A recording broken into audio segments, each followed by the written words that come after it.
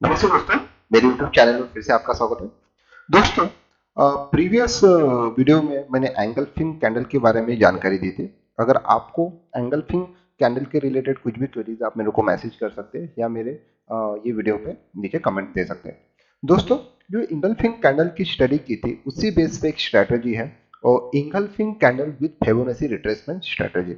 ये काफी एक सक्सेसफुल स्ट्रैटेजी है। उसके कुछ पैरामीटर है वो इस वीडियो में डिस्कस करेंगे।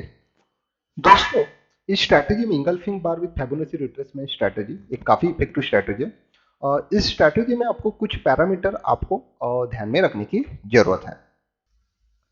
इस स्ट्रैटेजी में जो तीन पैरामीटर आपको सबसे ज्यादा जानकारी रखने की जरूरत है वो है कि पहला ट्रेंड, कि ट्रेंड कौन सा चल रहा है।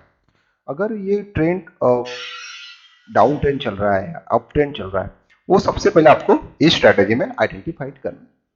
तो ये स्ट्रैटेजी में आपको ट्रेंड कैसे आइडेंटिफाइड करें, वो काफी इजी है। ट्रेंड कैसे आइडेंटिफाइड करेंगे, अगर आप कोई ट्रेंड लाइन अगर फॉलो करेंगे तो उससे भी आपको पता चलेगा कि ट्रेंड कौन सा अप ट्रेंड है या डाउन ट्रेंड है।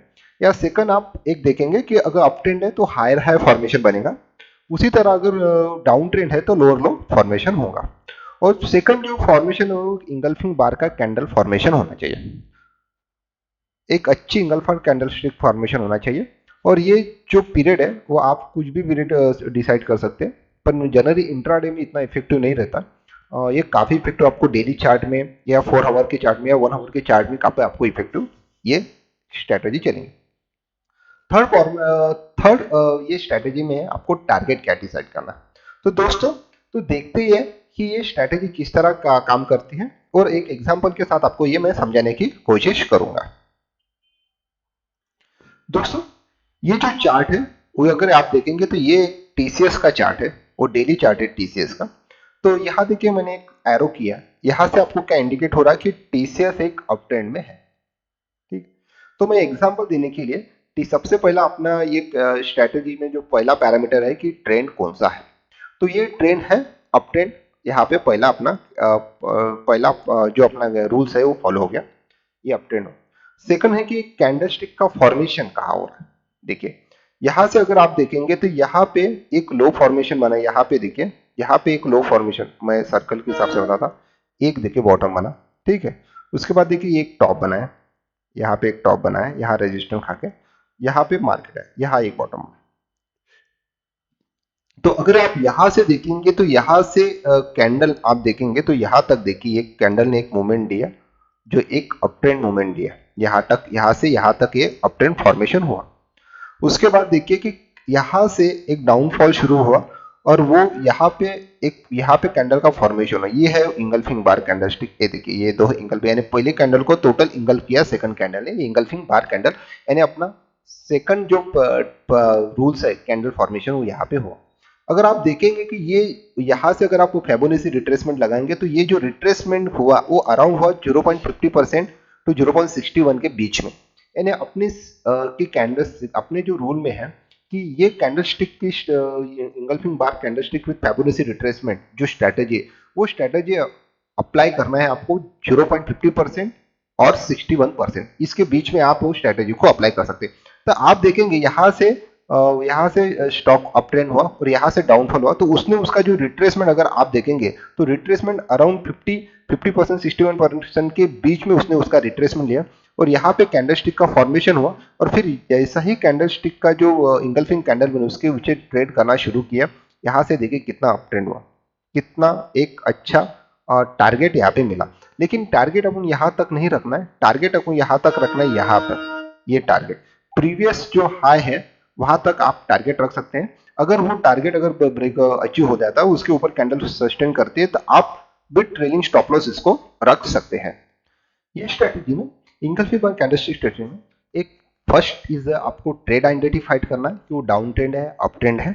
अगर डाउन ट्रेंड है अप ट्रेंड है तो आपको अप ट्रेंड में ही ये लेना है, स्ट्रैटेजी यूज करना है।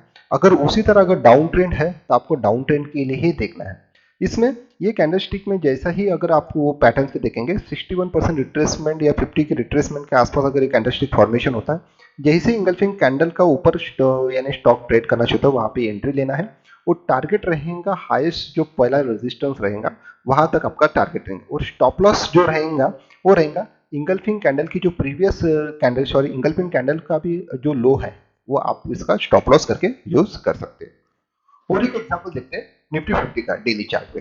अगर निफ्टी 50 का देखेंगे तो यहाँ से एक निफ्टी 50 ने देखिए, ये निफ्टी 50 ने जो बना एक ट्रेंड, अप ट्रेंड शुरू किया है यहाँ पे, और यहाँ पे निफ्टी 50 ने रेजिस्टेंस लिया है, ठीक है, और यहाँ से रिट्रेसमेंट लिया है। रिट्रेसमेंट कहाँ तक लिया है? रिट्रेसमेंट लिया है जो 0.61% तक का रिट्रेसमेंट निफ्टी 50 लिया।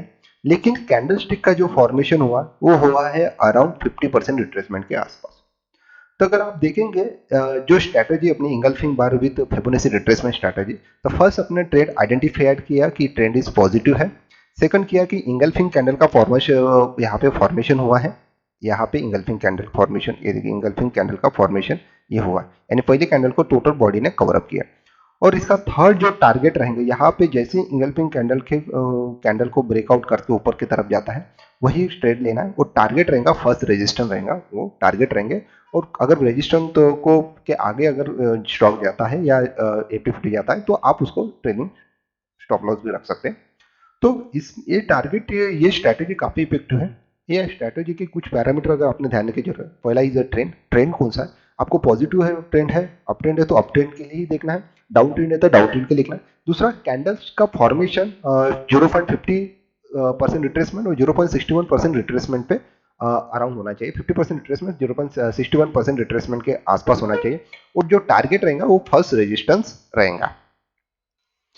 दोस्तों अगर ये स्ट्रैटेजी आपको पसंद आई और कुछ ऐसे ही स्ट्रैटेजी के बारे में आप और जानकारी चाहते हैं तो मेरे वीडियो को लाइक कीजिए दोस्तों, मेरे चैनल को सब्सक्राइब कीजिए और कमेंट बॉक्स में जरूर कमेंट कीजिए दोस्तों। तब तक के लिए बाय।